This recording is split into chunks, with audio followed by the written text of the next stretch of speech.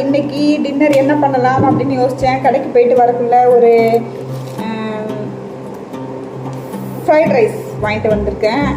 So இதை நானும் என் பையனும் ஷேர் பண்ணி சாப்பிட்லான்னு சொல்லிட்டு. ஆனால் என் பையனுக்கு தோசை ரொம்ப பிடிக்கும், உங்களுக்கே தெரியும். ஸோ தோசை அவனுக்கு ஒரு தோசை ஊற்றி கொஞ்சமாக சிக்கன் ஃப்ரைட் ரைஸ்,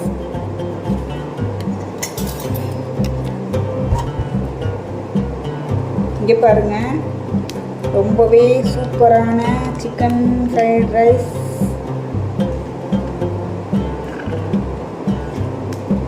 உங்களுக்குலாம் இது பிடிக்குமான்னு சொல்லுங்கள். வாங்க நீங்களும் சாப்பிடலாம்.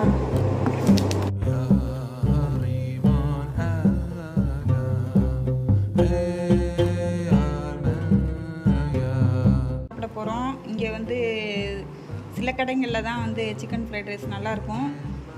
ஸோ உங்கள் ஊரில் இது எப்படி இருக்குன்னு சொல்லுங்கள் கமெண்ட்ஸில்.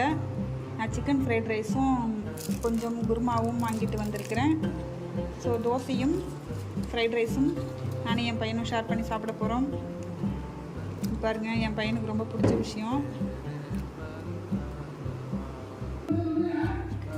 ஸோ ஒரு தோசையும் நம்ம போட்டுக்கலாம். என் பையனுக்கு எது இருந்தாலும் இல்லாட்டியும் தோசை இல்லைன்னா சரி வராது. ஸோ ஒரு dosa and fried rice share பண்ணி சாப்பிடலாம்.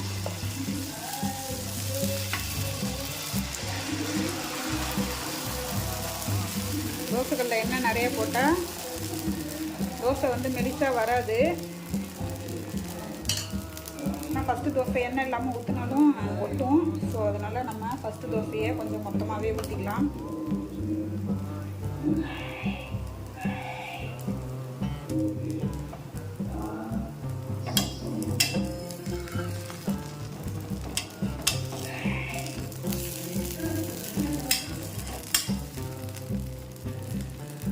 கொஞ்சம் அவசரப்பட்டால் நேற்று மாதிரியே தோசை உடச்சிக்கணும்.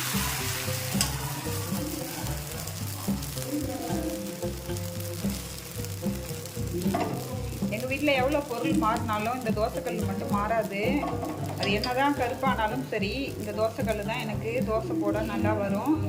புது தோசைக்கல்லாம் வாங்கிட்டு வந்தாலும் எனக்கு அது தோசை ஊற்றி சாப்பிட பிடிக்காது. இந்த கல்லை ஊற்றி சாப்பிட்டா தான் தோசை பிடிக்கும். என்னென்னா இதுதான் வந்து எப்படியாப்பட்ட மாவும் தோசை குளராமல் அழகாக வரும். ஸோ அதனாலே இந்த கல் எனக்கு கிச்சனை விட்டு போகாது. எவ்வளோ பொருள் நம்ம புதுசு வாங்கினாலும் இந்த தோசைக்கல்லாம் வந்து நம்ம பழைய பொருளை யூஸ் பண்ணக்குள்ளே தான் அது நமக்கும் திருப்தியாக இருக்கும். இங்கே பாருங்கள், ஒரு தோசை, ஒரு இது, இந்த சால்னாவோட நைட்டு டின்னர் வந்து முடிச்சுக்கிறேன். உங்களுக்கு பிடிச்சிருந்தா லைக் பண்ணுங்கள், ஷேர் பண்ணுங்கள், சப்ஸ்கிரைப் பண்ணுங்கள். நீங்களும் சாப்பிடுங்க.